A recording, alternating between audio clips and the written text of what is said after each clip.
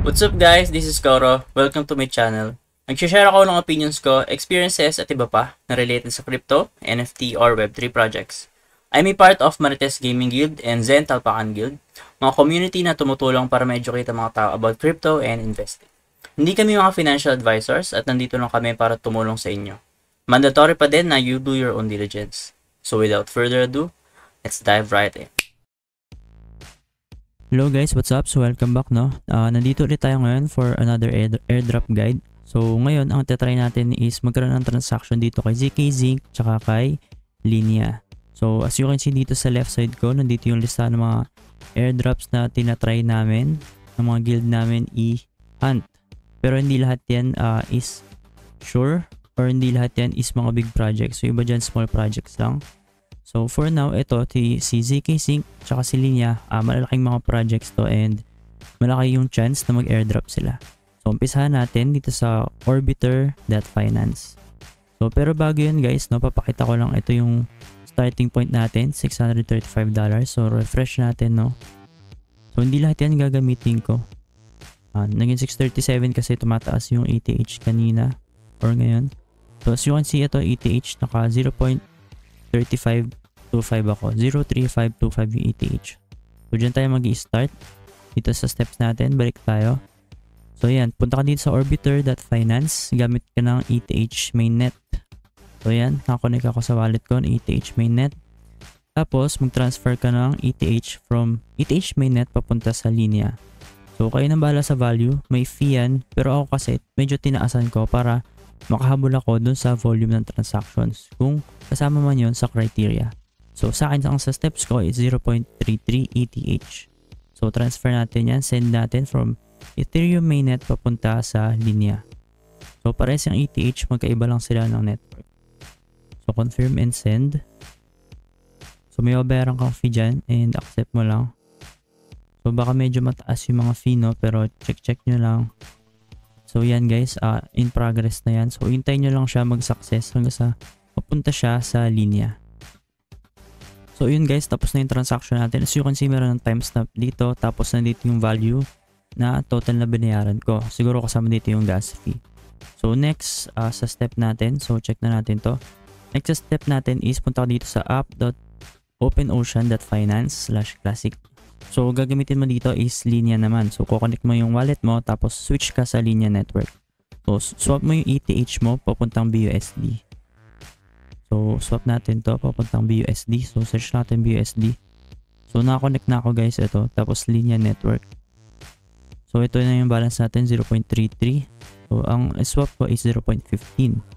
So, around $249 or $250 yan. So, swap natin. Swap now. Confirm order. So, may mga babayaran ka lang gas fee dyan. So, dapat hindi mo minamax kasi baka maubusan ka pang gas fee. So yan guys, no, napunta na din sa mismong ano natin, sa mismong BUSD natin. So next is check natin to. Punta ka sa linea.velocore.xyz/swap. So dito yun guys. So connect lang tayo ng wallet natin, MetaMask. So Linea din yung gagamitin mo dito. So connect ka lang. Tapos swap ka guys. So ayan, ito yung balance natin. Kanina 0.33 siya and nabawasan na siya kasi nag-swap tayo ng 0.15. So this time, ETH papuntang CBUSD. So ETH papuntang CBUSD. So yung CBUSD is BUSD rin siya. So iba lang yung tawag pag dito. So 0.15 din yung lalagay ko dito. And yan na, fetching best price. So naghanap ko siya ng best na gagamitin para medyo makamura ka, no. So hintayin lang natin, no. So yan, swap lang natin guys. Ito na yung makuha natin. So nag-loading siya ulit kasi dapat confirm agad, kung di mag-reroute siya ulit. So tayo lang natin siya ulit, no. So click mo lang yung swap. Tapos may babayaran ka ulit syempre ng gas fee. Confirm mo lang siya ulit dito sa MetaMask mo. So confirm mo lang yan. So yan, swap successful. So pwede mo lang exit yan. So tapos na tayo dito sa step na to. So next, punta ka dito sa app.horizondex.io/swap. So yung BUSD natin is babalik natin papuntang ETH sa Linea rin. So punta tayo dito. So as you can see, na-connect na ako yan. Ayan, na-connect na ako guys sa Linea network din. So select ka ng token, BUSD piliin mo. So as you can see, parang nagsama yung dalawang token natin na swap natin doon sa dalawang website kanina. So i-max mo lang yan para mapunta siya sa ETH. So babalik mo lang siya. So ang habol kasi natin dito is magkaroon tayo ng trading volume and magamit natin yung mga feature ng iba't ibang mga websites. So yan, approve mo ng BUSD. So max mo yan. Approve. So guys, tandaan nyo, huwag kayong masyadong mag-swap ng sobrang dami na hindi kayo makakapagtira ng gas fee. Lagi kayo magtira ng pang gas fee kasi baka mahirapan kayo lalo kapag naubusan kayo ng gas fee. So yan, max lang natin to. Wait lang, refresh lang natin kasi parang medyo nag-lock yung website nila. So yan, BUSD. Tapos papuntang ETH. Tapos sa Linea. So max, tapos swap. So hintayin lang natin yan guys. Swap natin. Confirm swap. So parang halos bumalik lang siya, no? Kasi ito 0.29 yung makukuha natin. So hintayin natin yan. Pending pa siya. So hintayin natin mag-success bago tayo mag-proceed sa next step. So yun guys, naging 0.327. So may konting nabawas sa atin kasi nagbayad tayo ng mga gas fee. So next is punta tayo sa Orbiter.finance ulit. Balik lang tayo. Tapos next, from Ethereum, babalik ta rin lang natin to. Papuntang Linea, papunta naman siya sa zkSync. So pupunta tayo sa zkSync. Ito, zkSync ERA. So ang tatransfer ko this time is 0.315. Kasi gusto ko may maiwan sa Linea na ETH. So 0.315. So yan guys. May maiwan ako dyan konting pang gas fee. Kung kakailanganin ko man, hindi ko na kailangan masyado mag-bridge. So send lang natin yan. Ito yung ma-receive ko. 0.314. So send lang natin. Confirm send. Confirm. So yan guys, hintay mo lang ulit, no? Usually pag nagkaroon siya ng timestamp, okay na yun. Check mo na lang yung wallet mo kung nalipat na siya sa zkSync ERA. So yan guys, nagkaroon ng timestamp, no? So check natin siya. Ang next step natin is pupunta tayo dito sa zkSync sa Velocore din, pero this time zkSync na yung gagamitin natin. So ito yun, Velocore. So switch tayo sa zkSync ERA. So switch network mo lang. Tapos connect wallet. So MetaMask yung gamit ko dito. Next, connect mo lang. Yan guys. So dito naman, from ETH, ito tayong USDC. So as you can see, nandito na yung ano natin, no? Yung ETH natin. 0.31. So hindi ko yan i-max. Ang nilagay ko lang dito, 0.3. 0.3. Okay, wait lang. Ayan, 0.3. Tapos, dito sa baba, ang token natin is USDC.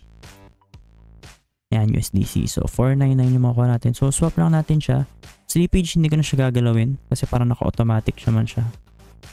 So, yan. Confirm lang natin. So, mababa lang naman yung gas fee kapag naka-zkSync ka. Kaya, hindi naman ganun kalaki yung iniwanan ko, no? So, yan. Tapos na rin ata siya agad. And guys, napunta na siya sa USDC natin. So, yan. So, next, punta ka dito sa syncswap.xyz. So, ito na yung last step natin. So, connect natin yung wallet natin. Ethereum wallet. MetaMask ulit, no?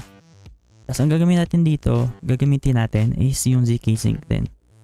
So, imbis na ito, palitan mo lang to. Yan, zkSync ERA.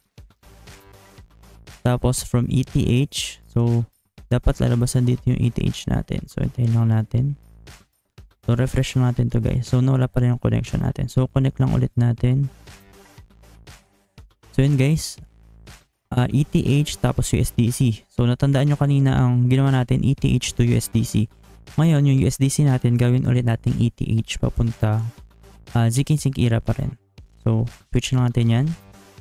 So, max natin siya kasi hindi natin kailangan ng USDC. So tandaan natin na ang habol natin dito is volume lang, kaya pinapaikot-ikot lang natin yung funds natin, and huwag ka matakot kung malaki yung funds na ginagamit mo, basta sure ka sa mga transactions na ginagawa mo. Ang natatalo lang naman sa'yo dito is yung mga gas fee na babayaran mo. So dapat maging wise ka kung paano mo papaikutin or kung ano yung mga uunahin mo para hindi ka magdoble-doble ng transactions. So click mo lang to unlock USDC, so bibigyan mo siya ng permission. So yan, max ko lang yan, tas approve. Ayan, pending, submitted. So yan, pwede nating mag-swap yung USDC natin papuntang ETH. So click mo lang yung swap. Tapos mabayaran ka ulit na gas fee syempre. So confirm mo lang. So yan, so nakabalik na yung ETH natin papunta sa zkSync era. So as you can see, pag nirefresh natin to, so check natin. Dapat mare-record niya. Ayan, 624. 622. So meron ako nagastos na around, hindi ko matandaan kung magkano yung kanina natin. So siguro mga $20 yun, no? So medyo malaki. Kasi depende yan kung anong oras ka rin magta-transact. Kasi pag mas mataas yung mga or yung mga volume ng tao na gumagamit ng Ethereum mainnet, so mas mataas yung gas fee na kailangan mo. Eh tandaan nyo guys, 2 beses ako kanina gumamit, or 1 time pala, from Ethereum mainnet transfer ako papuntang linya. So medyo masakit yung gas fee doon. So check natin yan. So yun lang guys yung ano natin ngayon, no? Yung ginawa natin ngayon. So sobrang dali lang and sobrang ikli lang yan.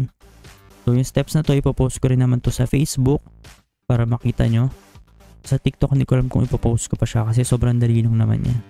So yun lang guys. So next ko is yung layer 0 siguro or yung MetaMask. So titignan ko pa kung ano yung dapat kong unahin. So iniisa-isa ko kasi yung bawat airdrop na kaya kong gawin. As much as possible gusto ko makatipid sa mga gas fees.